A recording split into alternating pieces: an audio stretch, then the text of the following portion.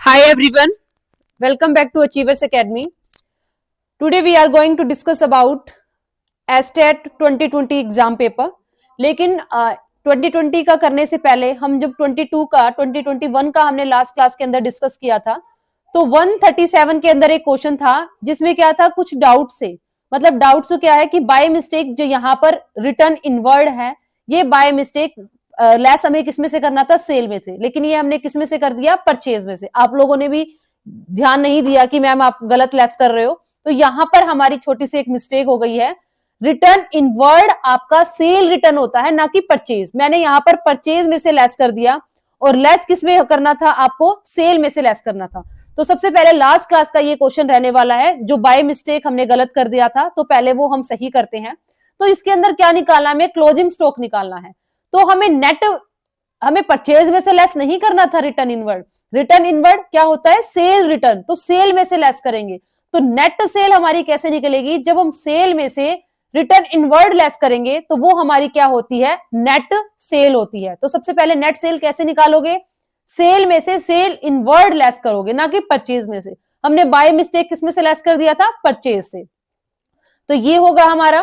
फिर इसने बोला है कि कॉस्ट ऑफ गुड्स सोल्ड हमें निकालनी है, ठीक है. और जीपी ने क्या बोला है, कॉस्ट ऑफ गुड्स सोल्ड का कितने है, 25% है. तो सिंपल सा है, फॉर्मूला देखो क्या होता है, net sale equal to cost of goods sold plus GP. GP हमें कितनी, जीपी की जगह हम क्या लिख लेंगे, कॉस्ट ऑफ गुड्स सोल्ड का कितने परसेंट, 25%. ठीक है, तो लिख लिया भाई हमने. ठीक है, अब इनको पुट कर दो ऐसे. तो नेट सेल हमें दे रखी है, हमने अभी निकाली है. यस, ये है, ये डिवाइड कर दो, मल्टीप्लाई करके हमारी कॉस्ट ऑफ गुड्स सोल्ड कितनी निकल आई, इतनी. जहां पर कॉस्ट ऑफ गुड्स सोल्ड निकल आई तो हमारा क्लोजिंग स्टॉक निकल आएगा, क्योंकि कॉस्ट ऑफ गुड्स सोल्ड का फॉर्मूला क्या होता है, opening plus purchasing plus carries inward, less करते हैं हम क्लोजिंग स्टॉक. तो क्लोजिंग स्टॉक लेस करते हैं, तो क्लोजिंग स्टॉक हमें नहीं गिवन, लेकिन कॉस्ट ऑफ गुड्स सोल्ड तो हमें गिवन है ना, इतना गिवन है, हमें दे रखा है. तो यहीं से हम सारी चीजें ये सॉरी तो यहीं से हम ये फॉर्मूला पुट कर लेंगे. ये हमने निकाल लिया है, ये हमें निकालना है. ठीक है, तो ये यहां पर ले जाओ, ये यहां पर ले आओ, तो आपका क्या बन जाएगा, ये फॉर्मूला बन जाएगा. तो देन आप इजीली क्या निकाल सकते हो, इससे आप क्लोजिंग स्टॉक निकाल सकते हो. तो क्लोजिंग स्टॉक हमारा क्या होगा, 2,28,500, यानी कि इसका आंसर आपका डी होगा. ठीक है, हमने लेस कर दिया था परचेज में से, लेकिन लेस किसको करना था, सेल में से लेस करना था. ये हमारी क्या है, यहां पर गलती थी. तो प्लीज जो भी इस क्वेश्चन को देख रहे हो, जिन्होंने 2021 का पीवाईक्यू लास्ट क्लास के अंदर हमने किया था, तो क्वेश्चन नंबर कितना है हमारा 37, उसका आंसर कितना होगा, डी होगा. तो आज की क्लास के अंदर हम डिस्कस करने वाले हैं हमारे क्या क्वेश्चन 2022 के. अब हमारे 22 का हो जाएगा, 23 और 24 दो रह जाएंगे. देन उसके बाद हम लेंगे हमारी मैराथन क्लासेस. तो 91 का क्वेश्चन क्या है, क्या बोल रहा है 91 का question, the entire life of firm is divided into the time interval for the measurement of profit of the business. तो शॉर्टकट आपको पता होना चाहिए, मैंने बता रखा है आपको. यहां पर क्या है, टाइम इंटरवल. तो टाइम इंटरवल की जहां पर बात आती है, उसका आता है अकाउंटिंग पीरियड कंसेप्ट. क्यों, क्योंकि आपको हर टाइम इंटरवल पर क्या देखना है, प्रॉफिट. तो इसके लिए हम कौन सा यूज करेंगे, अकाउंटिंग पीरियड कंसेप्ट यूज करेंगे. कॉस्ट कंसेप्ट तब यूज करते हैं जब हम सारी की सारी एसेट्स है वो किस वैल्यू पर दिखाते हैं, कॉस्ट पर. गोइंग कंसर्न का मतलब होता है कि हम ये एज्यूम करते हैं हम अपना बिजनेस लॉन्ग टर्म तक करेंगे, कंटिन्यू रखेंगे. रियलाइजेशन कंसेप्ट ये बोलता है कि हम जैसे ही हमारी ओनरशिप ट्रांसफर हो जाती है, हम उसकी ट्रांजेक्शंस कर देंगे, भले ही हमें कैश मिला हो या नहीं मिला हो. तो राइट आंसर होगा इसका 3. ठीक है, अकाउंटिंग कॉस्ट हम किस पर करते हैं, सारी हिस्टोरिकल कॉस्ट पर करते हैं, कोई मार्केट वैल्यू पर नहीं करते, ये ध्यान रखना. 92 का क्वेश्चन है, the ratio in which the continue partner have acquired the share for retiring. आपका पार्टनर रिटायर हो रहा है, तो उसके बाद आपका प्रॉफिट शेयरिंग रेशियो के अंदर किसके अंदर कंटिन्यू करेंगे, तो वो होगा आपका गेनिंग रेशियो. जब पार्टनर रिटायर होता है तब हम गेनिंग रेशियो निकालते हैं, जब कोई भी पार्टनर एंटर करता है तो हम सैक्रिफाइसिंग रेशियो निकालते हैं. Right, liquidity ratio, current ratio, डेब्ट इक्विटी रेशियो किस लिए होता है, लॉन्ग टर्म सोल्वेंसी के लिए. लिक्विड रेशियो और करंट रेशियो किसके लिए होता है, शॉर्ट टर्म सोल्वेंसी है, उसको जानने के लिए हम क्या करते हैं, यूज करते हैं. तो राइट आंसर इसका क्या होगा, हमारा गेनिंग रेशियो. नेक्स्ट है लीवरेज और capital structure ratio, also known as leverage capital structure. Capital structure में क्या करते हैं हम, क्या बात करते हैं, डेब्ट और इक्विटी. डेब्ट और इक्विटी क्या होती है आपकी लॉन्ग टर्म सोल्वेंसी को, लॉन्ग टर्म सोल्वेंसी क्या होती है भाई आपकी लॉन्ग टर्म कैपेबिलिटी को दर्शाता है, तो ये ही राइट आंसर होगा। शॉर्ट टर्म नहीं होता, करंट रेशो, ये दोनों ही शॉर्ट टर्म को बताते हैं कि अल्पकाल में आपकी देनदारियों की भुगतान करने की कितनी क्षमता है। रिटर्न और कैपिटल एम्प्लॉय ये बताती है कि आपका जो प्रॉफिट है, आपका प्रॉफिट कितना है, ठीक है, मतलब इस एक कैपिटल इन्वेस्टमेंट पर कितना प्रॉफिट आप अर्न कर सकते हो, that is return on capital employ, ठीक है, जो क्या बताती है कि पूंजी से आप कितना लाभ कमाया जा सकता है। नेक्स्ट क्वेश्चन है 94, on dissolution of a firm liability are transfer. जब डिसोल्यूशन हो जाता है फर्म का तो लायबिलिटी कहां पर ट्रांसफर होती है, हमेशा याद रखना जब डिसोल्यूशन हो जाता है तो चार तरह के अकाउंट करते हैं, realization account, partner capital account, loan account और क्या बनाते हैं, बैंक अकाउंट बनाते हैं। तो जब हम डिसोल्यूशन करते हैं सारी एसेट्स को रियलाइजेशन अकाउंट के डेबिट साइड, सारी लायबिलिटी को रियलाइजेशन अकाउंट के क्रेडिट साइड ट्रांसफर करते हैं। तो इसने लायबिलिटी पूछा है तो कहां पर ट्रांसफर करेंगे, रियलाइजेशन अकाउंट में। अगर ये पूछता कि कहां पर ट्रांसफर करोगे तो कहां पर, रियलाइजेशन अकाउंट को क्या करोगे, क्रेडिट।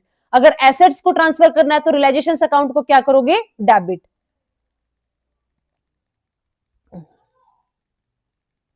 नेक्स्ट क्वेश्चन है हमारा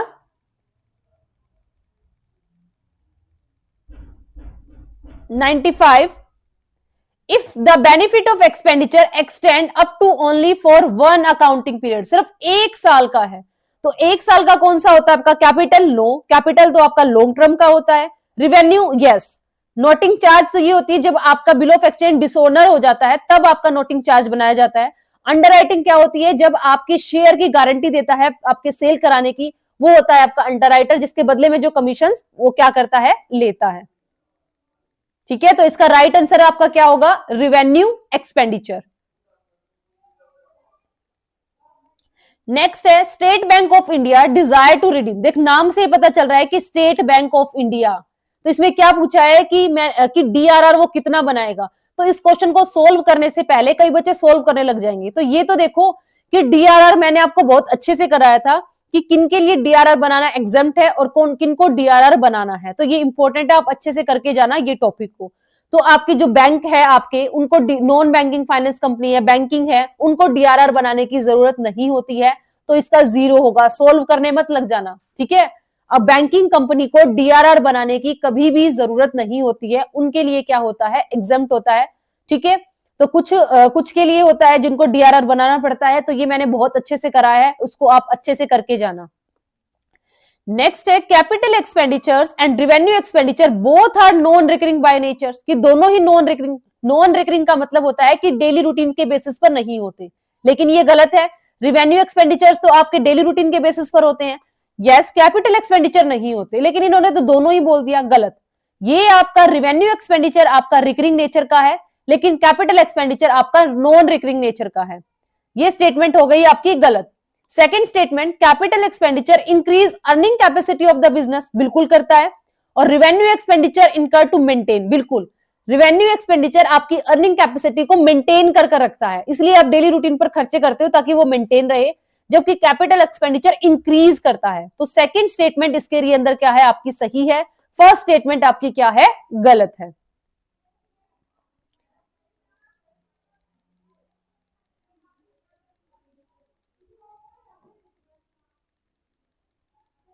नेक्स्ट है in which activity all profit of a company are not distributed among the shareholder as dividend but a part of profit is retain or री invest in the business. क्या बोल रहे हैं कि आपका जितना भी प्रॉफिट होता है उसका सारा का सारा आप डिविडेंड के रूप में नहीं दे रहे, कुछ आप रिटेन रख रहे हो, तो जिसको रिटेन रखते हैं उसको क्या बोलते हैं, प्लगिंग बैक ऑफ प्रॉफिट, यानी कि ऐसा प्रॉफिट जो आप पुनः निवेश के लिए रख रहे हो, डिविडेंड के रूप में डिस्ट्रीब्यूट नहीं करते।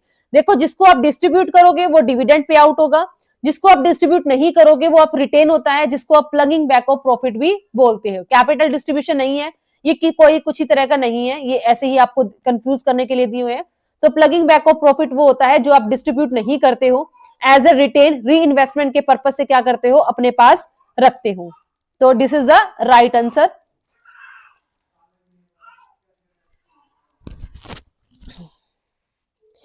नेक्स्ट है आपका कि एक कंपनी ने इशू किए हैं 1000 डिवेंचर, 100 का ईच है, किस पे इशू किए हैं, डिस्काउंट पे। And the debenture are repaid by the equal instalment. आपको कितने में पे करना है? इक्वल इंस्टॉलमेंट में पे करना है, यानी कि एट द एंड में आपके 20-20 हजार रुपए कम हो रहे हैं। तो पहले देखो डिबेंचर है कितने, 1000 डिबेंचर है और 100 का क्या है, 1000 डिबेंचर है, 100 का एक ईच है, तो कितना हो गया भाई, 1 लाख हो गया। इस पे कितना डिस्काउंट दिया है, 6%, तो डिस्काउंट आपका क्या हो गया, 6000 हो गया, ठीक है।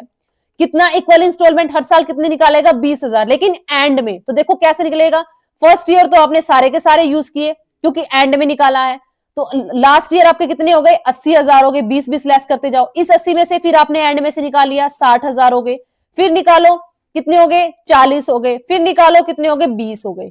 तो 1 2 3 4 5 20 आ गया ना टोटल, 20 में से 20 करेंगे फिर तो नेक्स्ट में तो 0 ही आ गए। तो 1 2 3 4 5 सालों में इक्वल इंस्टॉलमेंट की है, लेकिन इसने पूछा है कि विच amount discount is right of at the end of the first year. तो याद रखना किसमें पूछा है, फर्स्ट ईयर में, ठीक है। तो इनका टोटल करो कितना आता है आपका, तो फर्स्ट ईयर आपका क्या है, आपको ये राइट ऑफ करना है फर्स्ट ईयर में, तो 1 ये आ जाएगा और डिवाइडेड इनका टोटल करो कितना आया है, उसको कर दोगे आई थिंक 30 समथिंग कुछ आएगा, ठीक है।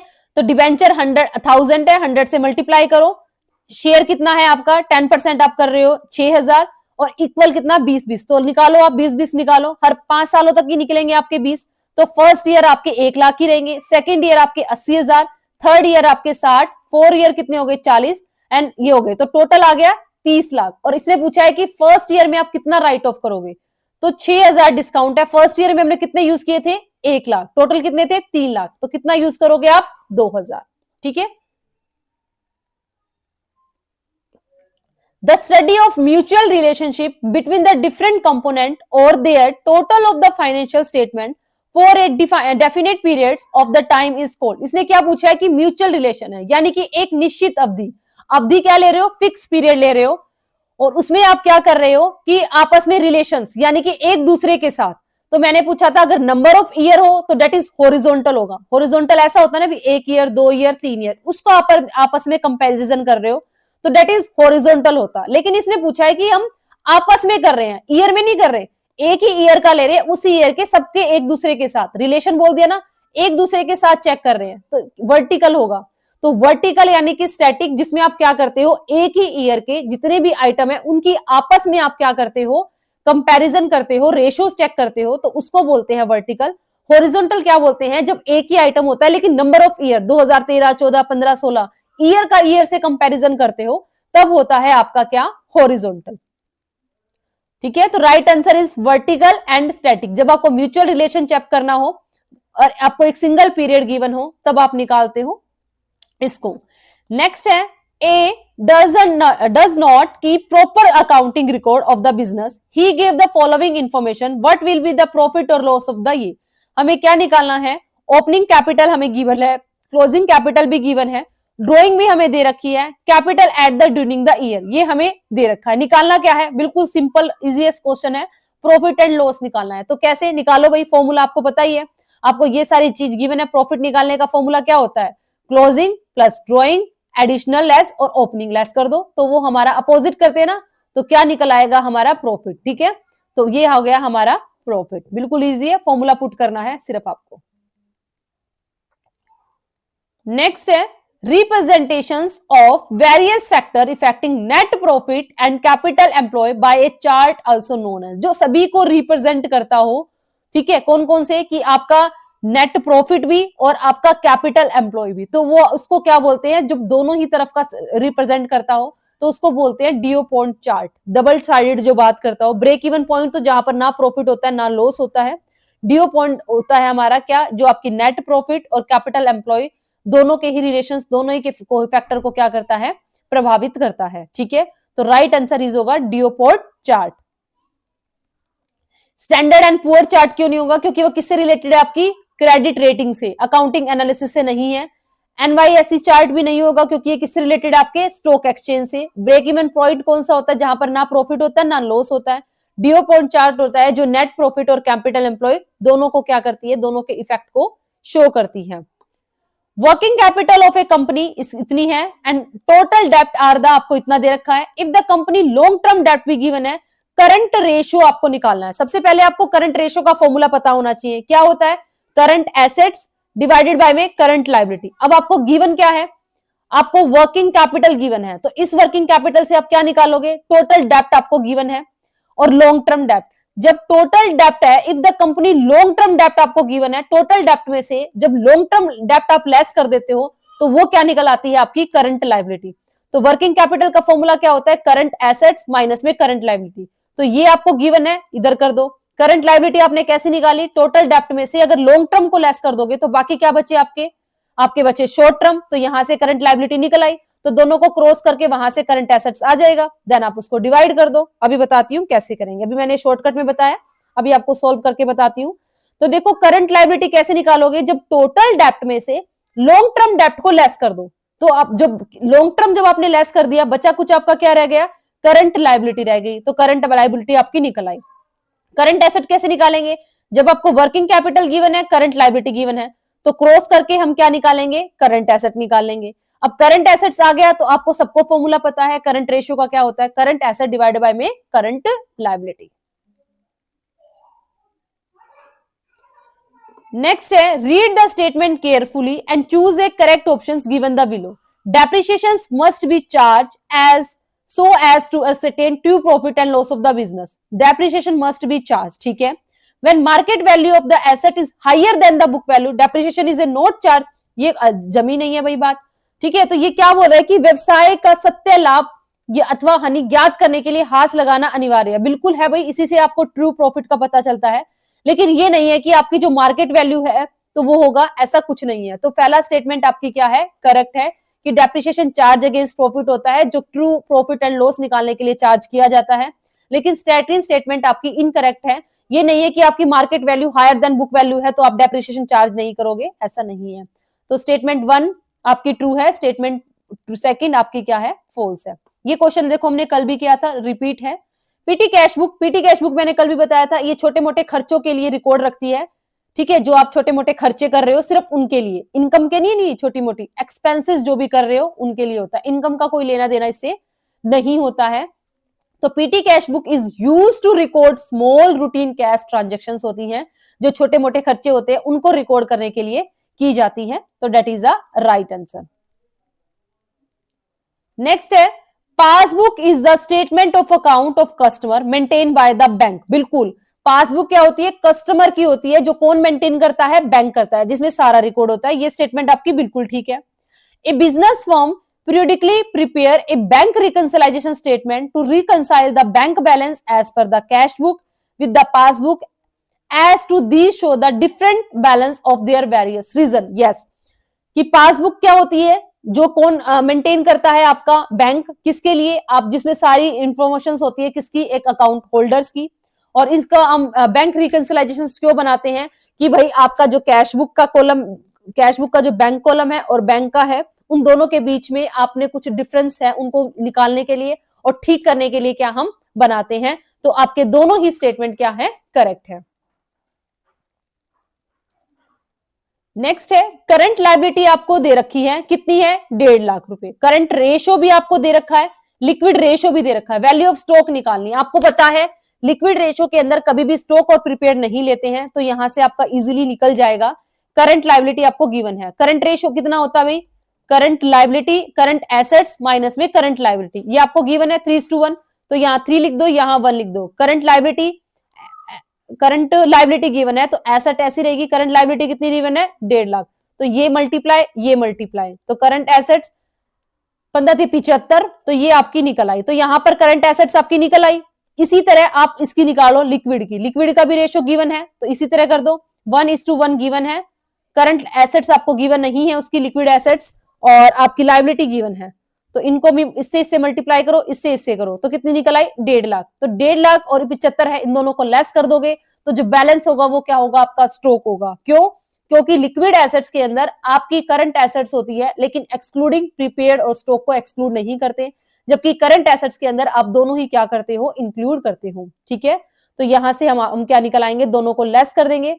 45 कैसे आया, एक सेकेंड, अच्छा 15×3 = 45, ठीक है, राइट, यही ना, यही मल्टीप्लिकेशन में गलत कर देती हूँ।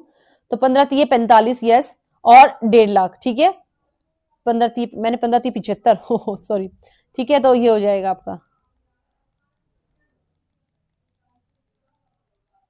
ठीक है, 15 45 होते हैं, 75 नहीं, तो ये यहां से आपका हो जाएगा, ठीक है, बिल्कुल इजी क्वेश्चन है।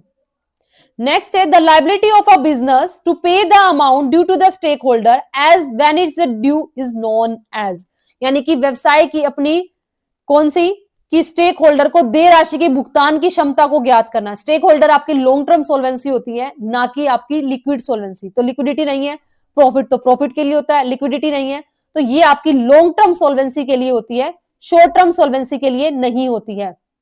तो हाँ, एक सेकेंड,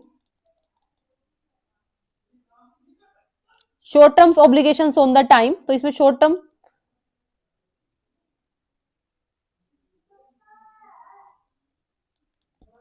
एक सेकंड क्वेश्चन को दोबारा पढ़ते हैं, लॉन्ग टर्म पूछा है, शॉर्ट टर्म पूछा है। The ability of the business pay the amount due to stake holder as the when it is due is known as, अच्छा ठीक है, ठीक है, व्यवसाय की अपनी स्टेक होल्डर्स को दे राशियों की भुगतान क्षमता को ज्ञात करना, ठीक है, दे राशियों की भी अभी उसको पेमेंट करनी है, जो ड्यू है, तो ड्यू आपकी शॉर्ट टर्म से रिलेटेड होती है, तो लिक्विडिटी मतलब कितना वो पे कर सकता है, ठीक है, क्योंकि आपको सबको पता है सोल्वेंसी किसके लिए होता है, लॉन्ग टर्म ऑब्लिगेशंस के लिए होता है, लिक्विडिटी किसके लिए होता है, एबिलिटी टू पे ड्यूज, आपकी ड्यू जो रह गए हैं, प्रॉफिबिलिटी किसके लिए, जो कि शॉर्ट टर्म्स के लिए होती है, प्रॉफिबिलिटी क्या होती है, आपको अर्निंग निकालना हो, अर्निंग कैपेसिटी यानी कि ability to earn profit, and liquidity आपके लिए किसके लिए होता है, डायरेक्ट आपकी किसके लिए, प्रॉफिबिलिटी इक्विलिब्रियम्स के लिए, यानी कि शॉर्ट टर्म्स चीजों के लिए होता है। Next, when a partner agree to undertake the dissolutions work or agreed the remunerations bear the realization expenses, then what will be the journal entry if the payment of realization expenses is made by the firm? किसने की है, ये मैंने बहुत अच्छे से कराया था, जब खर्चे पार्टनर के हो, पे फर्म कर रहा हो, तो हम क्या करते हैं, खर्चे अगर पार्टनर के हैं तो partners capital account debit, firm pay कर रही है तो टू बैंक, अगर फर्म के खर्चे हैं तो रियलाइजेशन अकाउंट डेबिट, पार्टनर पे कर रहा है तो पार्टनर्स कैपिटल अकाउंट। तो यहां पर क्या है, if payment of realisation expenses firm pay कर रही है तो टू बैंक आएगा, और खर्चे किसके हैं, आपके पार्टनर के, तो ये वाली एंट्री आएगी। तो ध्यान रखना, फिर से रिपीट करती हूं, अगर खर्चे पार्टनर कर रहा है तो पार्टनर्स कैपिटल अकाउंट डेबिट, पे कौन कर रहा है, बैंक, तो टू बैंक आ जाएगा। अगर कंपनी के खर्चे हैं तो रियलाइजेशन का नाम होगा, पे कर रहा है पार्टनर तो टू पार्टनर्स कैपिटल होगा, ठीक है। अगर खर्चे भी पार्टनर के हैं, पे भी पार्टनर कर रहा है, तो उसकी कोई भी एंट्री नहीं होगी। नेक्स्ट है, while the preparing cash flow statement of the financial enterprises, interest dividend receive should be classify. कौन सी है भाई, आपकी फाइनेंस है, तो फाइनेंस है मतलब उसका डेली का काम हो गया, तो वो किसके अंदर जाएगा, आपके ऑपरेटिंग में। अगर यहां पर नॉन फाइनेंस होता तो उनका कभी कभी का काम था, तो देन वो जाता इन्वेस्टिंग में। याद रखना, अगर आप शेयर को परचेज सेल करना आपका रूटीन का काम है, तो उससे आपको जो भी मिलता है वो ऑपरेटिंग में जाएगा। अगर आप साइड बाय साइड कर रहे हो तो देन वो आपके लिए इन्वेस्टमेंट है, तो वो इन्वेस्टिंग के अंदर जाएगा। तो ये बात आप ध्यान से रखना।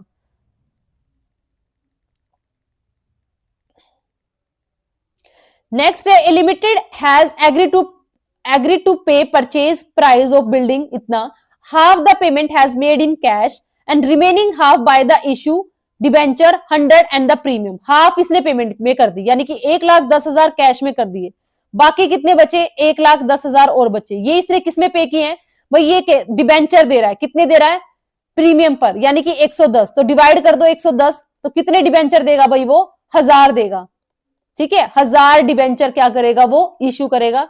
तो यही इसने पूछा है कितने डिबेंचर करेगा, तो हाफ इसने कैश में कर दिए, तो 1,10,000, 1,10,000 नंबर ऑफ शेयर कैसे निकालते हैं, अमाउंट डिवाइडेड बाय में ईच शेयर कितने का है, कितने का है, 110 का, क्योंकि प्रीमियम हम ऐड करेंगे, डिस्काउंट होता तो हम लेस करते, ठीक है।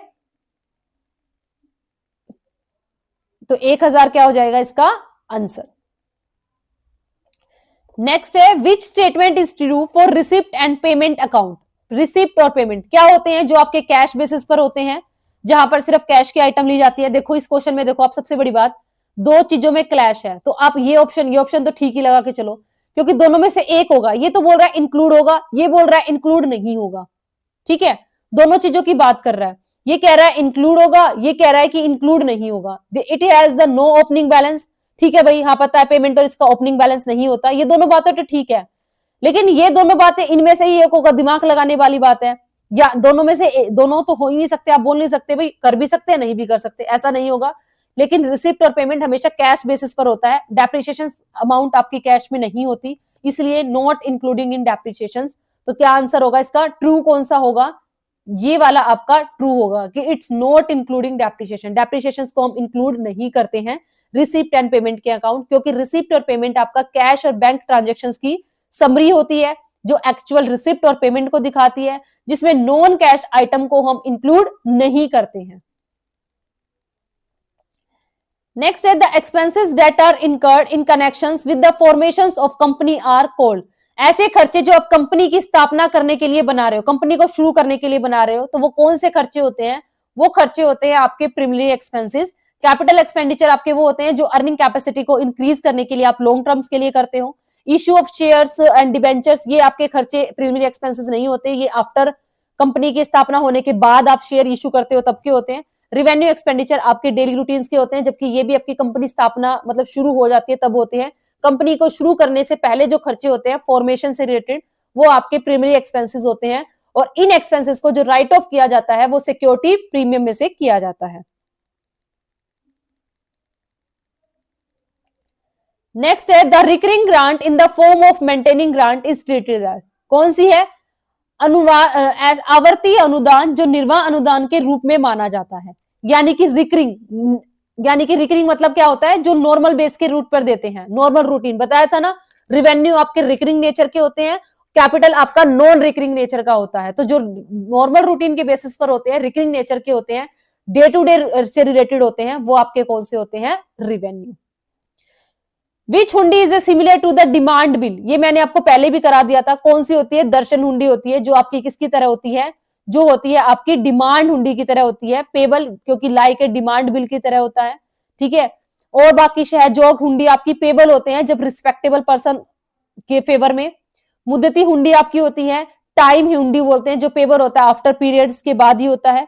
जावेबी हुंडी होती है, रिक्वायर की जाती है, एक्नॉलेजमेंट तब की होती है, ठीक है। जो आपके डिमांड की तरह होते हैं वो आपके दर्शन हुंडी होते हैं। From the following which statement is not true for the bill of exchange, bill of exchange क्या होती है, आपकी तीन पार्टीज होती हैं, एक आपका ड्रोवर होता है, एक ड्रोई होता है, और एक आपका एक्सेप्टर होता है। इसके अंदर एक्सेप्टेंस जरूरी होती है। इसके अंदर आपका लिखने वाला कौन होता है, क्रेडिटर होता है, जिसको पैसे क्या होते हैं, आपको लेने होते हैं। और देनदार यानी कि डेटर, डेटर क्या करता है, आपका एक्सेप्ट करता है, ना कि ड्रो, ड्रो कौन करता है, क्रेडिटर यानी कि लेनदार, जिसको पैसे लेने होते हैं वो ड्रो करता है। तो ये ट्रू है।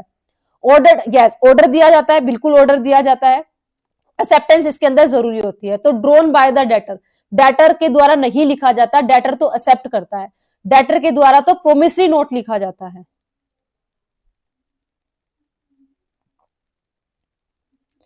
नेक्स्ट है आपको रेशो निकालना है।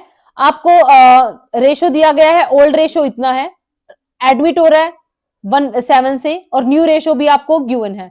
तो भाई सिंपल सी बात है, सैक्रिफाइस रेशो निकालना है। सैक्रिफाइस रेशो का निकालने का फॉर्मूला क्या होता है, ओल्ड माइनस में न्यू, ठीक है। तो वो क्या निकल आएगा आपका, सैक्रिफाइस रेशो, ठीक है। ओल्ड है और न्यू सब कुछ गिवन है, बस आपको क्या करना है, लेस करना है। तो देन वो क्या होगा आपका सैक्रिफाइसिंग रेशो।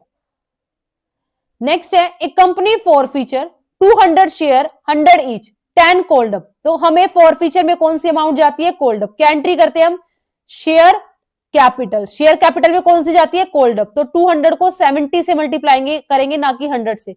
तो गलती मत कर लेना, हमेशा शेयर कैपिटल में कोल्ड अप जाती है। अब देखो शेयर होल्डर ने पे कितने किए, 50, जो पे किए हैं वो किस में जाते हैं, आपके फॉरफिट हो जाते हैं। तो कितने, 200 इंटू में 50, तो 70 में से 50 दे दिए, दिए कितने नहीं, 50, 60, 70, 20 नहीं दिए। तो जो नहीं दिए 20 है, 200 को मल्टीप्लाई कर देंगे 20 से। तो आपके फॉर फीचर में कितने गए, आपके 1000, 10,000 गए। शेयर कॉल्ड अप में कितने गए, 14,000, और इसमें कितने गए आपके 4,000, ठीक है। इसने पूछा क्या, आप देखते हैं, री इश्यू कर दिए 80 फुली पेड अप मानकर, री इश्यू कितने किए, फुली पेड अप मानकर 80 में किए। Four features account will be debit in the री इशू। अब फोर फीचर में कितने हैं भाई, कितने 10,000 हैं आपके, फिलहाल तो कितने हैं 10,000। अब देखो इसने री इशू किया, री इशू की एंट्री क्या होती है, bank account debit to share capital. तो ये बोल रहा है कि 100 के शेयर 80 में किए, यानी कि 20 डिस्काउंट में। तो जो 20 डिस्काउंट है, बैंक में आपके 80 जाएंगे, शेयर कैपिटल में आपके 100 थे, 20 आपका डिस्काउंट है। किसका डिस्काउंट, किसके नाम से दिखाते हैं जब री इशू करते हैं, फोर फीचर के नाम से। तो 200 को किससे, 20 को 200 से मल्टीप्लाई करेंगे तो कितना आ जाएगा 4,000। तो 4,000 तो आपने यूज कर लिए, आपके क्रेडिट में 10,000 थे, डेबिट में कितने 4,000। तो दोनों को लेस कर देंगे, 10,000 में से 4,000 लेस करेंगे तो कितना आएगा 6,000। क्यों, क्योंकि भाई हमारे क्रेडिट साइड फोर फीचर थे, कैपिटल रिजर्व में आपके फोर फीचर की जो क्रेडिट अमाउंट होती है वो हो जाती है। लेकिन पहले आपको ये देखना पड़ेगा क्या फोर फीचर में कोई डेबिट है, हाँ भाई है, कितने हैं 4,000 है, तो वो लेस करोगे तो वो अमाउंट आपकी कितनी जाएगी, आपकी कैपिटल रिजर्व के अंदर जाएगी। ठीक है, तो ये क्या कर दोगे आप, लेस कर दोगे।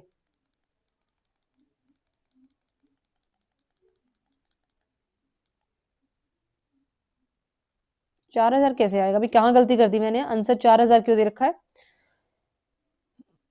80 है फुली पेड अप मानकर, फुली पेड अप तो 100 था ना, फुली पेड अप मानकर 80 में किए हैं, 90 100 20 रुपए का इसने डिस्काउंट दे दिया है।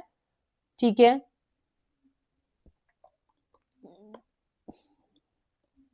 चार, ठीक है, 10,000 ठीक है बिल्कुल, 4,000 ये है फाइनल। 10 में से 4 गए, 6 ही तो आएगा कैपिटल रिजर्व में। ओहो, देखो क्वेश्चन में ये पूछा है, कैपिटल रिजर्व नहीं पूछा। देखो अगर कैपिटल रिजर्व पूछते तो इसका आंसर 6,000 आता। इसने पूछा है कि share forfeiture account will be debit. Debit कौन सा हुआ है, देखो क्रेडिट तो आपके 10,000 हुए हैं, डेबिट कितने हुए आपके 4,000, तो इसका आंसर 4,000 होगा। अगर ये पूछते ना कैपिटल रिजर्व में कितना जाएगा तो हम लेस करके दिखाते, मेरा यही था कि कैपिटल रिजर्व पूछा है, लेकिन क्या पूछा है इसके अंदर डेबिट। तो डेबिट में तो आपके 4,000 ही है, क्रेडिट में आपके 10,000 है। क्रेडिट पूछा होता 10,000, डेबिट पूछा है 4,000, कैपिटल रिजर्व पूछता तो दोनों को लेस करके आता 6,000।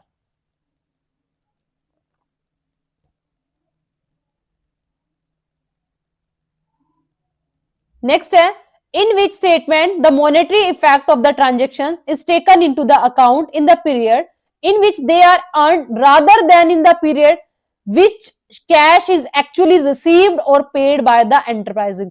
सिर्फ वो उन्हीं को रिकॉर्ड कर रहा है जो एक्चुअल में कैश में रिसीव हुए हैं, यानी कि किस प्रणाली में लेन देनों के मौद्रिक प्रभाव के लेखों के खातों में उसके उपार्जन के समय के अनुसार किया जाता है, न कि इसके बदले कि वास्तविक मौद्रिक विनिमय के समय। यानी कि आपको इससे मतलब नहीं है कि देखो हमारे दो होते हैं, एक होता है कैश बेसिस और एक होता है एक्रूअल बेसिस।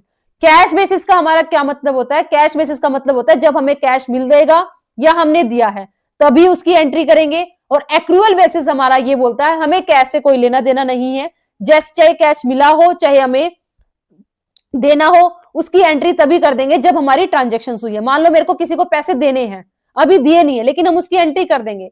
जबकि कैश बेसिस कब होता है, जब एक्चुअल में आपके पास से पैसा चला गया या आपके पास पैसा आया है तभी एंट्री करोगे। एक्रूअल बेसिस क्या बोलता है, कैश से कोई लेना देना नहीं है, आपने अगर ट्रांजेक्शन आपकी वो इवेंट हो गई है तो आपकी उसकी करनी पड़ेगी। यही क्वेश्चन में पूछा है कि आपको कैश से मतलब नहीं है, लेकिन आपका वो इवेंट हो गया, वो ट्रांजेक्शन आपकी हो गई है तो आपको वो क्या करनी पड़ेगी, उसकी ट्रांजेक्शन करनी पड़ेगी, भले ही आपको कैश रिसीव हुआ हो या आपने पेड नहीं किया हो, लेकिन आपको तो भी क्या करनी पड़ेगी, उसकी ट्रांजेक्शन करनी पड़ेगी। ठीक है, तो ये थे हमारे टोटल 30 क्वेश्चन। नेक्स्ट 30 क्वेश्चन 120 से लेकर 150, 30, 40 और 50, नेक्स्ट 30 क्वेश्चन हम करेंगे हमारी कल की क्लास के अंदर। होप सो ये क्लास आपको पसंद आई होगी। किसी भी क्वेश्चंस में आपको कोई भी डाउट लगे तो आप कमेंट कर सकते हो, कोई भी डाउट्स हैं तो हम क्लियर करेंगे। और लास्ट क्लास के अंदर जो क्वेश्चन मिस्टेक हुआ था वो मैंने आपको क्लियर कर दिया है, होप सो अब क्लियर हो गया होगा। हम पहले अब हमारी जो डेमो क्लास है उसको हम होल्ड करते हैं, पहले हम जितने भी आपकी क्या है, जितनी भी आपके पीवाईक्यू है उनको हम पहले करेंगे, उसके बाद हम अपनी डेमो क्लासेस और मैराथन क्लासेस है उनको स्टार्ट करेंगे। तो टेक केयर, बाय।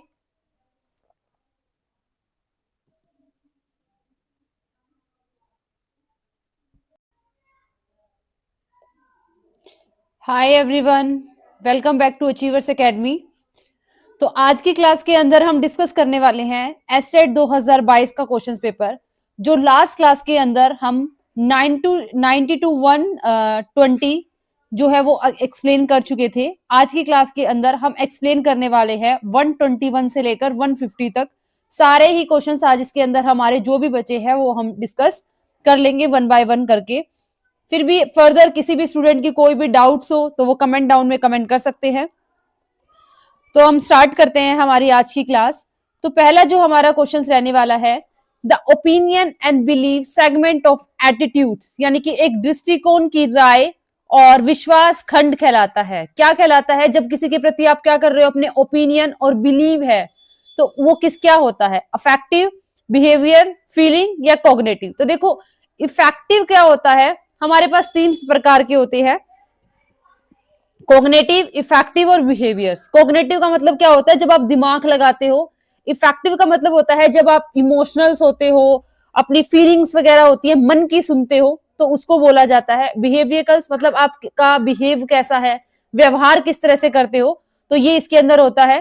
तो डेट इज राइट आंसर जो इसका होगा, हमारे पास तीन तरह से होते हैं। सबसे पहले cognitive, effective and behaviour. Effective किसके अंदर आता है? फीलिंग का। कॉग्निटिव जहां पर आप क्या यूज करते हो, अपना माइंड यूज करते हो। इफेक्टिव और फीलिंग का क्या मतलब है? जब आप दिल से सोचते हो, जहां पर माइंड नहीं लगाते आप, दिल से, जिसमें इमोशनल्स, फीलिंग्स, ये सारी चीजें आती है। बिहेवियर के अंदर आप उस चीज को एक्शंस, आपका बिहेव कैसा है। तो क्वेश्चंस के अंदर हमें क्या पूछा गया था? हमसे पूछा गया था कि किसमें बात की गई थी, कि ओपिनियन और आपके बिलीफ की बात की गई थी। तो राइट आंसर हमारा क्या होगा? ओपिनियन और फीलिंग्स किससे होती है? कॉग्निटिव से। जैसे कि आप ज्ञान लगा रहे हो, आपका अपना ओपिनियन है, माइंड का यूज हुआ, आइडिया, नॉलेज, इन सब के लिए क्या यूज हुआ? आपका माइंड का यूज हुआ, तो कॉग्निटिव होगा। अगर आप माइंड की जगह अपने दिल की सोचते हैं तो इमोशनल्स और फीलिंग होगा। बिहेवियर के अंदर आप क्या करोगे? बिहेव, यानी कि उसको अपने बिहेव के अंदर लेकर आना। तो right answer is cognitive. Next question है, the foreign trade development and regulations act 1992 replace which of the following acts. कौन से जो फॉरेन ट्रेड था, जो एक्ट था, वो 1992 के अंदर रिप्लेस हो गया था? किस एक्ट के अंदर हुआ था? कौन कौन से? Export import, export regulation act, import development, या बोथ ऑफ द अबो। तो आपका विदेशी व्यापार अधिनियम 1992 में निम्नलिखित में से किसको प्रतिस्थापित किया गया था? वो किया गया था आपके किसके? एक्सपोर्ट और इंपोर्ट 1947 है, उसको पूरी तरह से क्या कर दिया गया था? रिप्लेस कर दिया गया था। रिप्लेस कर क्या लेकर आए थे? आपके 1992 लेकर आए थे फॉरेन डेवलपमेंट एक्ट। किसको रिप्लेस किया गया था? इंपोर्ट एक्सपोर्ट है, जो कि आपका कब था? 1947। उसको रिप्लेस कर क्या लेकर आए थे? 1992, यानी कि फॉरेन डेवलपमेंट। तो राइट आंसर क्या होगा? इंपोर्ट एक्सपोर्ट एक्ट 1947, उसको रिप्लेस कर आपका फॉरेन ट्रेड डेवलपमेंट बना था। ए प्रिंसिपल्स, अब आपको क्या बताना है? A principles of intended market and required that a company seek real product and marketing improvement। किसकी बात कर रहा है? आप किसको इंप्रूव कर रहे हो?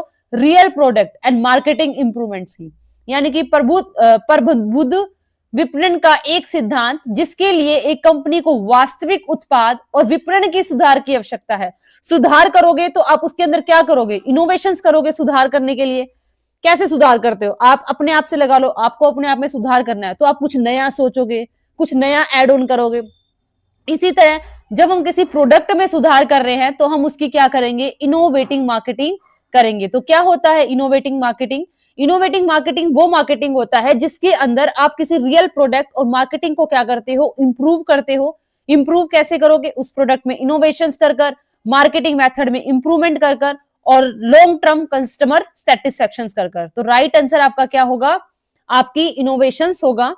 कस्टमर वैल्यू मार्केटिंग क्यों नहीं होगा? क्योंकि इसके अंदर आप कस्टमर को अधिक मूल्य देते हो, तो कस्टमर पर अधिक फोकस करते हो, तो ये इसलिए ये आंसर आपका नहीं होगा। सेंस ऑफ मिशन मार्केटिंग क्यों नहीं होगा? क्योंकि इसका होता है कि इस विपणन का मतलब होता है कि सामाजिक उद्देश्य पर जब जोर देते हैं। कंज्यूमर ओरिएंटेड सेम एज जब आप कस्टमर पर जोर देते हो, लेकिन जब आप किसी प्रोडक्ट में इंप्रूवमेंट की बात कर रहे हो तो वो क्या होगा? आपका इनोवेटिंग मार्केटिंग होगा। नेक्स्ट है, banking and insurance are which type of industry. Banking और इंश्योरेंस आपकी किस टाइप की इंडस्ट्री है? तो किस टाइप की है वो? जेनेटिक इंडस्ट्री है, सेकेंडरी है, टर्शरी है, या फिर मैन्युफैक्चरिंग है। बैंकिंग और इंश्योरेंस ये क्या होते हैं, आपको हेल्प करते हैं। बैंकिंग आपकी फाइनेंस हेल्प करता है, इंश्योरेंस आपको रिस्क से बचाता है। तो दोनों एक तरह से आपको क्या कर रहे हैं, सर्विस प्रोवाइड कर रहे हैं। तो डेट इज टर्शरी यानी कि तृतीयक उद्योग बोला जाता है। सेकेंडरी तो वो होते हैं जो क्या करते हैं, प्रोसेस करते हैं, यानी कि प्राइमरी सेकेंडरी। प्राइमरी जो नेचुरल रिसोर्सेज का यूज करते हैं, जो रॉ मटेरियल को तैयार करते हैं। सेकेंडरी वो होते हैं जो प्राइमरी मटेरियल्स ने आपको जो रॉ मटेरियल किया है उसका यूज कर प्रोडक्ट को बनाते हैं। तो राइट आंसर इज टर्शरी यानी कि द्वितीयक उद्योग है, ये इसका आंसर है। नेक्स्ट क्वेश्चन है हमारा, स्टाफ अथॉरिटी वर्क है। स्टाफ, जहां पर स्टाफ अथॉरिटी का नाम आ जाता है तो वहां पर आता है एडवाइस। ये क्या देने का काम करते हैं, आपको एडवाइस देने का काम करते हैं। चेन नहीं होता, चैनल ऑफ कम्युनिकेशन तो आपके कौन कौन से होते हैं, आपको सबको पता है। कैरियर ऑफ रिस्पॉन्सिबिलिटी ये नहीं है, तो क्या होगा हमारे पास एडवाइस, यानी कि स्टाफ अथॉरिटीज आपको क्या करती है, एडवाइस देती है, कुछ सलाह देती है। ठीक है, तो इसका आंसर होगा स्टाफ अथॉरिटी। नेक्स्ट है, which one of the following is a note an element of communication process. ये मैं पहले भी डिस्कस कर चुकी हूं। हमारे 8 होते हैं, मैसेज होता है, सेंडर होता है, रिसीवर होते हैं, चैनल होता है, फीडबैक होती है, नॉइज होता है, लेकिन मेजरमेंट आपका कोई भी नहीं होता। एनकोडिंग डिकोडिंग होते हैं, चैनल होता है, रिसीवर होता है। सबसे इंपॉर्टेंट जो एलिमेंट होता है वो होता है आपका फीडबैक। बिना फीडबैक के कम्युनिकेशन प्रोसेस को हम कंप्लीट नहीं कह सकते। तो ये आपके जो मेन एलिमेंट होते हैं वो कौन कौन से होते हैं, तो वो होते हैं हमारे पास sender, message, encoding, channel, receiver, decoding, and एक होता है आपका क्या, फीडबैक। नेक्स्ट है हमारा, a partnership deed generally do not include which of the following. Partnership में क्या इंक्लूड नहीं होता, नेम ऑफ द फर्म होती है भाई, list of the employ of the firm list नहीं होती, ड्यूरेशन होता है, प्रोसीजर होती है कि आप अगर फर्म को डिसोल्यूशन कर रहे हो तो कैसे होगा, ये सब कुछ होता है, लेकिन लिस्ट आपकी इसके अंदर नहीं होती, कर्मचारियों की सूची, ये पार्टनरशिप डीड के अंदर नहीं होता। पार्टनरशिप डीड के अंदर पार्टनरशिप का नाम होता है, पार्टनरशिप को क्या सैलरी देनी है, क्या कमीशन देना है, रेशो क्या रहने वाला है, डिसोल्यूशन क्या होगा, किस मोटिव के लिए हुआ है, आपका फर्म कितने ड्यूरेशन तक है, ये सारी चीजें होती हैं। लेकिन इसके अंदर आपका क्या नहीं होता, आपकी लिस्ट इसके अंदर नहीं होती है। बाकी सब कुछ इसके अंदर क्या किया जाता है, इंक्लूड किया जाता है। Invisible in the balance of payment account refer to, मुझे ऐसे लग रहा है मैंने ये करा दिया आपको। इनविजिबल का मतलब क्या होता है कि जिसको आप देख नहीं सकते, इनविजिबल, तो उसको क्या बोलते हैं, सर्विस। सर्विस ट्रांजैक्शंस किसकी होती हैं, जो इनविजिबल्स की होती हैं। विजिबल की होती हैं आपकी एक्सपोर्ट और इंपोर्ट में कौन सी, गुड्स की। ठीक है, उन दोनों के बीच का डिफरेंस देखते हो। लेकिन इनविजिबल में आप किसको शामिल करोगे, सर्विस को। विजिबल के अंदर आप गुड्स को शामिल करोगे, इनविजिबल के अंदर आप सर्विस हो गई आपका banking service, shipping service, software service, in service को आप किसके अंदर शामिल करोगे, आपकी इनविजिबल के अंदर आप इंक्लूड करोगे। नेक्स्ट है, an organisation movement of citizen and government agency to improve the right and power of buyer in relations of seller. क्या कर रहे हो, किसके बिहाफ पर, कि एक विक्रेता के संबंध में खरीदारों के अधिकांश और शक्ति में, किसके, खरीदारों के, उनकी शक्ति में सुधार के लिए नागरिकों और सरकारी एजेंसियों को संगठित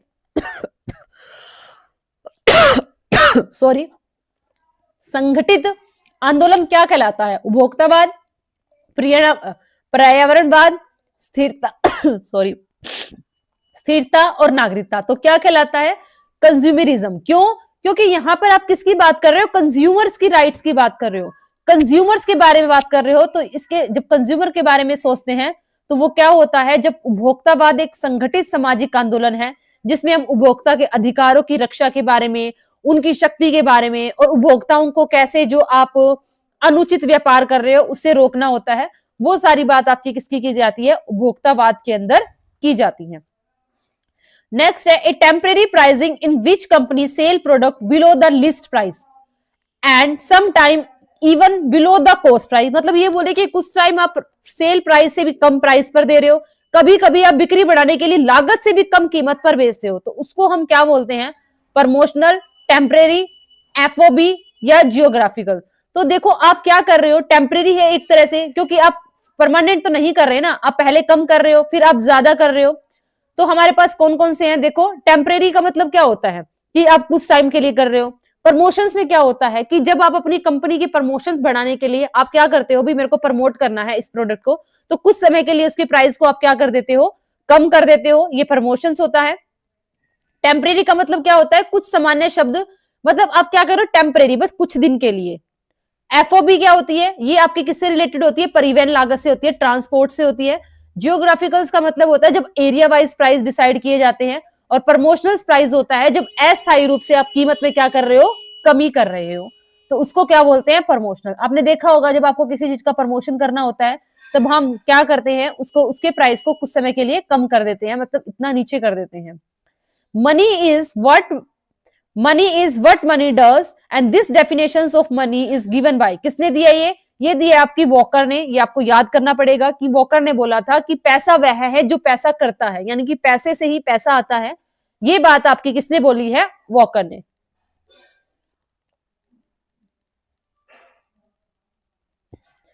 नेक्स्ट है, who has given the concept of boards boards का किसने दिया था, लूथर गुरविक ने दिया था। कोई बता सकता है इसकी पूरी डेफिनेशन क्या होती है बोर्ड्स की? Planning, organisation, staffing, directing, controlling, coordinating, controlling इसके अंदर नहीं होता, कोऑर्डिनेटिंग, रिपोर्टिंग एंड बस्टिंग। ये किसने दिया था, लूथर गुरविक ने। आपको याद करना है, लूथर गुरविक याद करके जाना है, प्लस इसके पीओ बोर्ड्स, इसको पूरा कंसेप्ट इसका आपको याद करना है। इसके अंदर सीओ का मतलब कोऑर्डिनेटिंग होता है, इसके अंदर कंट्रोलिंग नहीं आती है। Process of organisation include, organisation के अंदर आप क्या करते हो, डिपार्टमेंट होते हो, डिपार्टमेंट को पार्ट्स डिपार्टमेंट्स बनाते हो, फिर उसके अंदर आप उनकी अथॉरिटी देते हो, फिर रिस्पॉन्सिबिलिटी और अथॉरिटी में कॉम्बिनेशन करते हो, ये सारी चीजें होती है ना। Development, premises, setting object and assign the duty, yes duty को असाइन आप ऑर्गेनाइजेशन के अंदर करते हो। सेलेक्टिंग द, लेकिन ये और ये और ये तीनों आपके किसके हैं, कंट्रोलिंग से है। लेकिन आप ऑर्गेनाइजेशन के अंदर हम क्या करते हैं, ऑर्गेनाइजेशन के अंदर हम करते हैं कि हम एक ऑर्गेनाइजेशन का स्ट्रक्चर तैयार करते हैं, फिर उसमें लोगों की अथॉरिटी और रिस्पॉन्सिबिलिटी होती है, उन दोनों के बीच में हम क्या करते हैं, एक लिंक बनाकर चलते हैं। ठीक है, तो क्या होता है, ऑर्गेनाइजेशन एक स्ट्रक्चर ही होता है। जैसे कि आप एक घर बनाते हो, तो घर बनाने से पहले आप उसका एक स्ट्रक्चर तैयार करते हो, भी रूम्स तैयार करते हो, और उस रूम्स में आप ये डिसाइड करते हो कि किसमें कौन रहेगा। अभी आपने उन रूम्स में फिल नहीं किया है, सिर्फ आपने स्ट्रक्चर्स बनाया है, तो उस स्ट्रक्चर्स को हम क्या बोलते हैं, ऑर्गेनाइजेशन। इसी तरह आप कंपनी में जब स्ट्रक्चर्स, ऑर्गेनाइजेशन स्ट्रक्चर्स बनाते हो, तो उसमें सब कुछ आप डिसाइड करते हो, क्या अथॉरिटीज होंगी, क्या राइट्स होंगी, लेकिन जब उनको लोगों से भरते हो उसके अंदर, तो उसको स्टाफिंग बोलते हैं। ठीक है, जो बाकी के जो आपके ऑप्शंस है वो किससे हैं, आपकी कंट्रोलिंग के हैं, लेकिन अभी हमें पूछा क्या गया था, organisation. When was the GATT established? GATT general क्या एग्रीमेंट टैरिफ एंड ट्रेड, ये क्या था, ये था आपका 1947 के अंदर आया था, बट फोर्स के अंदर ये 1948 के अंदर आया था, और इसने 1994 तक काम किया था। 1995 के बाद, 1 जनवरी 1995 के बाद गेट के स्थान पर क्या आ गया था, WTO। तो आंसर क्या होगा, एस्टेब्लिश हुआ था ये 1947 में, लेकिन फोर्स में आया था ये 1948 के अंदर, ये ध्यान रखना। तो कब आया था ये, 1947 के अंदर, लेकिन फोर्स में आया था 1 जनवरी 1948 के अंदर। जब सेकंड बार हुआ था आपका, उसके अंदर फिर क्या हुआ था, 1994 तक इसने अपना काम किया था। 1995 के बाद ये फुल्ली रिप्लेस हो गया था किसके अंदर, WTO के अंदर। नेक्स्ट है, interest rate and inflation rates are include under the which factor of business environment. Business environment के अंदर इंटरेस्ट है, जहां पर भी पैसे वाली बात आ जाती है, आपकी इन्फ्लेशन हो गया, इंटरेस्ट रेट होगी, तो वो कौन से होते हैं, आपके इकोनॉमिक्स इन्वायरमेंट। सोशल्स में तो सामाजिक होंगे, आपकी प्रथाएं, ये सारी चीजें। लीगल में आपके कानून के लॉ वो हो जाएंगे। टेक्नोलॉजी के अंदर आपकी जैसे मशीनरी है उसमें मॉडिफिकेशन हो रहा है, टेक्नोलॉजी चेंज हो रही है, ये सारी चीजें आती हैं। तो right answer is economic development. और जो भी आज स्टूडेंट है, मैं टेलीग्राम पर 2021-22 का आपको पीडीएफ सेंड कर दूंगी, डोंट वरी, आज मैं कर दूंगी रात तक ये सब कुछ। विच of the following include in fuel principle of management. Fuel का इसमें से कौन सा प्रिंसिपल है, फ्यूल ने कितने दिए थे आपको, 14 प्रिंसिपल दिए थे। हार्मोनाई, नोट डिसऑर्डर्स, ये किसका है, ये तो टेलर का है भाई। कोऑपरेशन एंड नोट इंडिविजुअलिज्म, ये भी किसका है, टेलर का है। Development and each and every person, ये भी टेलर का है। लेकिन unity of command, that is the fuel principal.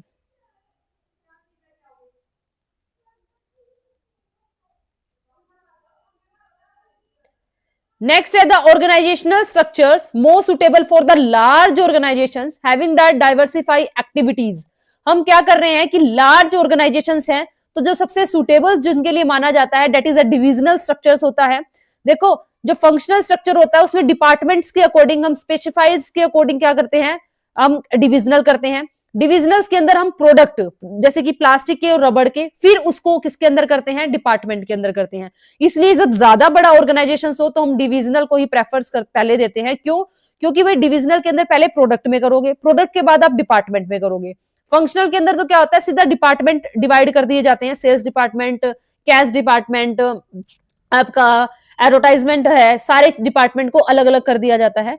तो जब लार्ज ऑर्गेनाइजेशंस की बात होती है हैविंग डाइवर्सिफाई एक्टिविटीज जो तो करते हैं तो सबसे ज्यादा ये वैसे ही दोनों ऑप्शंस ही करेक्ट है, बट देखा जाए तो डिविजनल जब सबसे अगर ज्यादा लार्ज की बात होती है तो डिविजनल स्ट्रक्चर्स पर हम ज्यादा प्रेफरेंस देते हैं। तो best suitable for the large organisations with diversify product, जिसमें हम प्रोडक्ट को डाइवर्सिफाई करते हैं प्रोडक्ट वाइज, फिर एक्टिविटी वाइज करते हैं कि पहले हमने कर दिया कि प्लास्टिक के और रबड़ के, फिर उनके अंदर अलग अलग डिपार्टमेंट्स बना दिए जाते हैं। ठीक है। फंक्शनल के अंदर आप किस पे करते हो, डिवाइस ऑन द फंक्शन के बेस पर, जैसे प्रोडक्शन का काम कौन करेगा, कैश का, मार्केटिंग का, इन सारी चीजों का। फॉर्मल स्ट्रक्चर जहां पर अथॉरिटी और रिस्पॉन्सिबिलिटी से बंधे होते हैं, रिलेशंस होते हैं जैसे बॉस और एम्प्लॉय, इस टाइप से।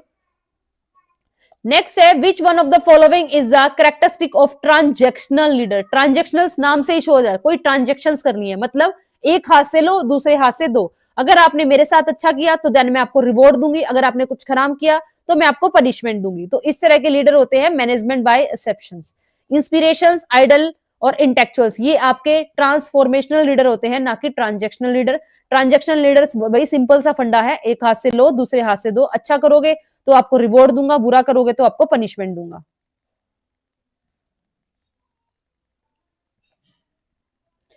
चलो नेक्स्ट करते हैं।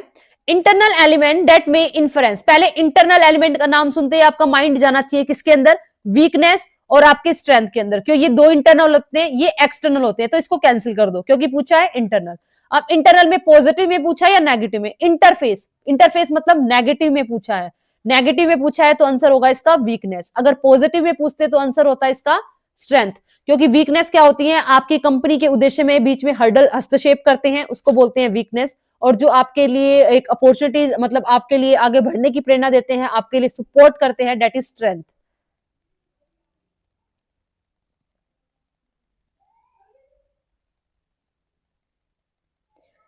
नेक्स्ट है dash is occur if A given percentage increase in all input result in smaller percentage in output. यानी कि आप जितना इनपुट लगा रहे हो, जितनी एफर्ट्स लगा रहे हो, उससे ज्यादा आपका आउटपुट नहीं हो रहा है, that is decreasing return to scale. मतलब कि जैसे कि मान लो ये है, आपने लैंड लेबर है ज्यादा आपने लगाए, आपने इतने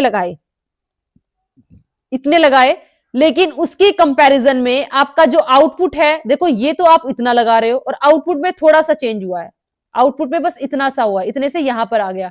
और देखो ये तो इतना हुआ है और ये सिर्फ इतना हुआ है, यानी कि इनपुट तो आपने ज्यादा लगाई, मेहनत ज्यादा की, एफर्ट ज्यादा लगाए, रिजल्ट आपको कम मिल रहा है, तो that is decreasing return to scale. Increasing return to scale कब होता, जब आप इनपुट कम लगा रहे हो, उसके कंपैरिजन में आपको रिजल्ट अच्छा मिल रहा है, that is increasing return to scale. Constant कितना होता है, जैसे आपने इनपुट लगाई है उतना ही आपका आउटपुट है। इनपुट मतलब जैसे कि आपने कोई भी मशीन, लैंड, लेबर जो भी आप लगा रहे हो, उसके कंपैरिजन में आपका प्रोडक्शन ज्यादा हुआ है, that is increasing return to scale. Production उसके कंपैरिजन में कम हुआ है, that is decreasing return to scale. और आपका प्रोडक्शन इक्वल हुआ है तो दैट इज कांस्टेंट। ठीक है, तो right answer is decreasing return to scale.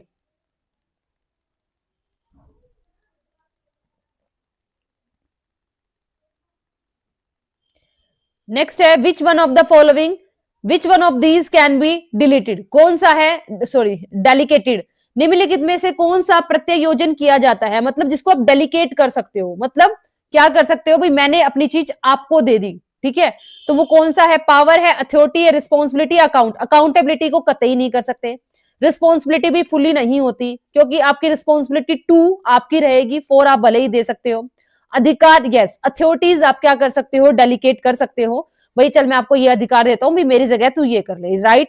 लेकिन अकाउंटेबिलिटी को बिल्कुल नहीं कर सकते और रिस्पॉन्सिबिलिटी को आप पार्शली कर सकते हो, फुल्ली डेलीगेट नहीं कर सकते हो। ये मैंने बहुत अच्छे से आपको समझाया है। Who determine the cash reserve ratio, cash reserve ratio क्या होता है, इसी पे मैं एक टॉपिक हमारा डेमो रहने वाला है, डेमो 6 इस पर ही लेकर आएंगे कि जो मॉनेटरी पॉलिसी है उसको कंट्रोल कौन करता है, कौन कौन सी टेक्निक्स होती हैं। तो कैश रिजर्व रेशो है, कौन डिटरमाइन करता है, आपका सेंट्रल बैंक। ये क्या होता है, सीआरआर, कैश रिजर्व रेशो, जैसे कि आपकी मॉनेटरी पॉलिसी उनको कंट्रोल करने के लिए एक टेक्निक है, कौन सी है, क्वांटिटेटिव टेक्निक है, और इनको करने का काम कौन करता है, आपको सेंट्रल बैंक करता है। मार्केट टैक्स, कॉमर्शियल तो क्रिएट करने का काम करता है, तो आपका जो सेंट्रल बैंक है वही ये काम करता है। ठीक है, ये हम करेंगे, मैं आपको ये जरूर इसका पूरा टॉपिक कराऊंगी। नेक्स्ट है efficiency through work simplification and standardisation. ये किसने बोला था भाई, अगर याद लगो, simplification, standardisation, systematic, motions, fatigue, ये सारी चीजें किसने दी थी आपको, टेलर भैया ने दी थी, फ्योल ने नहीं दिया था। टेलर ने बोला था ये सिंप्लीफिकेशन करो, स्टैंडर्डाइजेशन करो, मोशन स्टडी, टाइम स्टडी, ये सारी स्टडी की बात किसने की थी भाई, टेलर ने थी, जो कौन था, साइंटिफिक मैनेजमेंट था। ठीक है, जिन्होंने कितने प्रिंसिपल दिए थे आपके, 4-5 प्रिंसिपल जिन्होंने दिए थे। नेक्स्ट है सार्क, यानी कि सार्क का जो आपका क्वार्टर है, संघ का क्या बोलते हैं इसको, सचिवालय है, वो कहां पर है, सार्क। पहले तो आपको ये पता होना चाहिए सार्क कब आया था, सार्क की फुल फॉर्म इसका क्या है, कंप्लीट इसको क्या बोलेंगे। ठीक है, तो ये कब, काठमांडू में है भाई, इसका नेपाल के अंदर। जेनेवा में तो आपका स्विट्जरलैंड है, ये तो आपका किसके अंदर है, Geneva Switzerland, Washington USA. Geneva में तो आपका WTO है, राइट। काठमांडू में है, फाउंडेड कब है, 1985। मेंबर कितने हैं इसके अंदर, 8 मेंबर है। मेन एम क्या है, रिलीजियल एंड कॉर्पोरेशंस डेवलपमेंट करना है। 8 इसके अंदर कंट्रीज को क्या किया जाता है, इंक्लूड किया जाता है। ठीक है, और इसकी फुल फॉर्म पूरी क्या रहने वाली है, मुझे ये कमेंट करना। देखते हैं कितनी कैसी आपकी रिवीजन चल रही है, किसको कितना याद है। तो मुझे इसकी जो सार्क है इसकी फुल फॉर्म आप कमेंट डाउन करके कर सकते हो। देखते हैं कितनी आप तैयारी कर रहे हो। What type of the bank is import export bank, कौन सा है import export bank, commercial bank है, नहीं भाई कॉमर्शियल बैंक तो नहीं है, कॉमर्शियल बैंक तो क्रेडिट क्रिएट करने का काम करता है। कोऑपरेटिव बैंक आपका स्मॉलर बैंक है, जो ग्रामीण के लिए क्रेडिट का काम करता है, उनको लोन वोन की फैसिलिटीज प्रोवाइड करता है। सेंट्रल बैंक तो बैंकों का बैंक होता है, जो सभी बैंकों को कंट्रोल करने का काम करता है। Yes, this is a specialised bank. Export import bank कब आया था, ये भी आप कमेंट करना। देखते हैं आपकी रिवीजन कितनी कर रहे हो, कितनी बेस्ट चल रही है आपकी। 1981 में है या 1982 है, मुझे बताना आप लोग। नेक्स्ट है among the following source which one is the internal recruitment of source, यानी कि इंटरनल आंतरिक भर्ती कौन सी है। डायरेक्ट रिक्रूटमेंट ये एक्सटर्नल है, रिकमेंडेशंस ऑफ एम्प्लॉय एक्सटर्नल है, एडवर्टाइजमेंट एक्सटर्नल है, लेकिन ट्रांसफर आप अंदर के अंदर ट्रांसफर कर रहे हो, वही एम्प्लॉय है, नए एम्प्लॉय नहीं आए हैं, तो that is internal recruitment of source.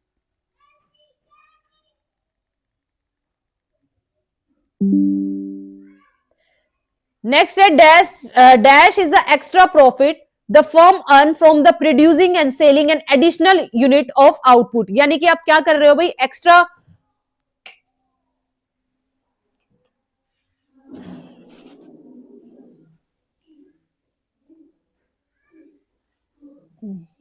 एक सेकंड भाई, लैपटॉप चार्ज लगा देती हूँ, battery.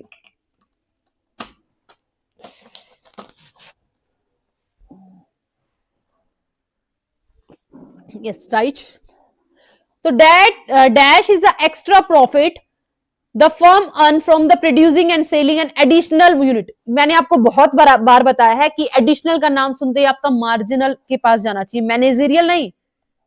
Marginal profit, managerial profit, marginal cost, ये क्या बोल रहा है, dash is the extra profit the firm earn from producing and selling the extra unit of cost. तो यहाँ पे प्रॉफिट की बात हो रही है, देखो भाई सेम नाम है तो कंफ्यूज मत होना ना। तो प्रॉफिट पूछा है तो मार्जिनल प्रॉफिट बोलोगे, मैनेजरियल नहीं होता कुछ भी। मार्जिनल प्रॉफिट वो होता है जब आप कोई एक्स्ट्रा यूनिट लगाते हो, उस एक्स्ट्रा यूनिट से जो प्रॉफिट होता है उसको बोलते हैं मार्जिनल प्रॉफिट। मार्जिनल कॉस्ट क्या होती है, जब कोई एक्स्ट्रा कोई भी यूनिट एड ऑन कर रहे हो, उसके कारण जो आपकी टोटल कॉस्ट में जो चेंजेस आता है उसको बोलते हैं मार्जिनल कॉस्ट। एक्स्ट्रा यूनिट याद रखना, ठीक है, टोटल में चेंज आता है पर कॉस्ट में चेंज नहीं आता। किसके अंदर चेंज आता है? आपकी टोटल कॉस्ट के अंदर। पर कॉस्ट आपकी क्या रहती है? कांस्टेंट रहती है। नेक्स्ट है a desire to satisfy one's interest regardless of the impact on the other party to the conflict. मतलब आप खुद के बारे में सोच रहे हो कि संघर्ष के दूसरे पक्ष की आपको कोई भी परवाह नहीं है, बस आपको अपना हित संतुष्ट करना है। मतलब आप खुद के बारे में सोच रहे हो। कोलैबोरेटिंग तो कब होता है? जब आप दोनों की पार्टीज की हित के बारे में सोचते भी, दोनों को ही प्रॉफिट या बेनिफिट दोनों को इक्वल इक्वल होना चाहिए। अवॉइडिंग मतलब आप पूरी तरह से अवॉइड कर रहे हो। कंपीटिंग का मतलब होता है प्रतिस्पर्धा, जब आप संघर्ष के दूसरे पक्ष के प्रभाव की परवाह नहीं कर रहे हो, अपने हित की संतुष्टि के लिए कर रहे हो। कॉम्प्रोमाइज कब होता है? जब मैं बोलती हूँ चलो थोड़ा सा मैं झुक जाती हूँ, इसकी भी सोच लेती हूँ, तो डेट इज कॉम्प्रोमाइजिंग। ठीक है, तो कंपीटिंग मतलब संघर्ष। जब आप क्या करते हो? Try to fully satisfy each other interest, high concern for self. जब आप खुद के बारे में ज्यादा, सेल्फ और अदर जब दोनों के बारे में सोचते हो, मतलब दोनों के इंटरेस्ट के बारे में लेते हो, that is a collaborating. Win win approach होती है, भी दोनों ही जीतते हैं। अवॉइडिंग कब होता है? जब आप कॉन्फ्लिक्ट को इग्नोर कर देते हो, मतलब झगड़ों को इग्नोर कर देते हो। कंपीटिंग का मतलब होता है जब एक पार्टी सिर्फ खुद के इंटरेस्ट के बारे में सोचती है, दूसरों के बारे में नहीं सोचती, तो उसको बोलते हैं कंपीटिंग, जिसमें खुद तो जीत जाती है और दूसरों को लूज, यानी कि एक जीतता है और एक लूज करता है। ठीक है, नेक्स्ट है the present value of the investment cash inflow minus the present value of cash outflow is known as. क्या पूछा है? Present value of investment cash inflow minus करते हैं हम present value of cash outflow. किसमें करते हैं हम? नेट प्रेजेंट वैल्यू में करते हैं ना। नेट प्रेजेंट वैल्यू में हम क्या देखते हैं? Present value of cash inflow और आउटफ्लो को लेस करते हैं। अगर जीरो होता है तो आप कुछ भी कर सकते हो, प्रोजेक्ट को एक्सेप्ट या रिजेक्ट। अगर आपका पॉजिटिव होता है, मतलब आपका जीरो से ज्यादा आता है, देन वो प्रोजेक्ट आपके लिए बेनिफिशियल है, तो आप उसको इन्वेस्ट कर सकते हो। जीरो से कम आता है तो आपके लिए बेनिफिशियल नहीं है, मतलब नेगेटिव में जाता है। अगर आपका जीरो आता है तो आप इक्वल है, तो आप कुछ भी कर सकते हो, क्योंकि इसके अंदर दोनों को लेस करते हैं। अगर जीरो से ज्यादा है तो एक्सेप्ट करोगे, जीरो से कम है तो उस चीज को आप क्या करोगे? रिजेक्ट करोगे। Who has the proposed the need of achievement theory? Need of achievement, देखो नीड हिरार्की थ्योरी आपकी अब्राहम मैस्लो ने दी थी। अचीवमेंट थ्योरी आपकी किसने दी थी भाई? डेविड मैकक्लेलन ने दी थी, जिन्होंने 3 दिए थे, पावर, अफिलिएशंस और आपका क्या? अचीवमेंट। ये 3 उन्होंने दिए थे। क्लेटन एल्फर्ड ने ये नहीं दी थी, फ्रेडरिक हर्ट्जबर्ग ने नहीं दी। फ्रेडरिक हर्ट्जबर्ग ने आपकी कौन सी दी थी? इन्होंने दी थी आपकी 2 फैक्टर थ्योरी दी थी। मास्लो ने हमारी नीड हायरार्की थ्योरी दी थी, जिन्होंने नीड्स को इस सीक्वेंस के अंदर लगाया था। क्लेटन एल्फर्डर्स ने आपकी ईआरजी थ्योरी दी थी, जिसको एक्सिस्टेंस, रिलेटिवनेस एंड ग्रोथ बोलते हैं। डेविड ने आपकी कौन सी दी थी? नीड अचीवमेंट थ्योरी दी थी, जिसमें अचीवमेंट, पावर और एफिलिएशन ये 3 होती हैं। हर्ट्जबर्ग ने आपकी 2 फैक्टर थ्योरी दी थी, जो आपके हाइजन फैक्टर और मोटिवेशन फैक्टर थे। ठीक है, तो आज से ये हमारा 2022 का पेपर है वो कंप्लीट होता है। कल की क्लास के अंदर हम करने वाले हैं 2023 का पेपर डिस्कस। होप सो आपको क्लास अच्छी लगी होगी। किसी भी क्वेश्चंस के अंदर किसी भी स्टूडेंट को कोई डाउट है तो वो कमेंट डाउन कर सकता है, तो आपके डाउट्स है वो जरूर क्लियर किए जाएंगे। और टेलीग्राम पर मैं आपको 2021 और 22, 19 का 18 और 19 का मैं सेंड कर चुकी हूँ। 2020 और 21 का मैं आज आपको सेंड कर दूंगी, डोंट वरी। तो जो भी आपको जो क्वेश्चंस है जो लगते हैं कि ये डाउट्स है, मतलब इसमें हमें प्रॉब्लम है, वो मैंने क्लियरली प्रॉपर उनको एक्सप्लेन किया हुआ है, तो वो नोट डाउन कर ले। मैंने पहले भी आपको बैच के अंदर बोला था कि इकोनॉमिक्स और स्टैट के जो करा रही हूँ मैं, क्वेश्चंस के अंदर ही आपको पूरा डिटेल करा रही हूँ, तो आप उनको अपने नोट्स के अंदर ऐड कर ले। तो होप सो आप अच्छे से रिवीजन कर रहे होंगे। बाकी मैं आपको टेलीग्राम पर सेंड कर दूंगी। तो बाय, टेक केयर।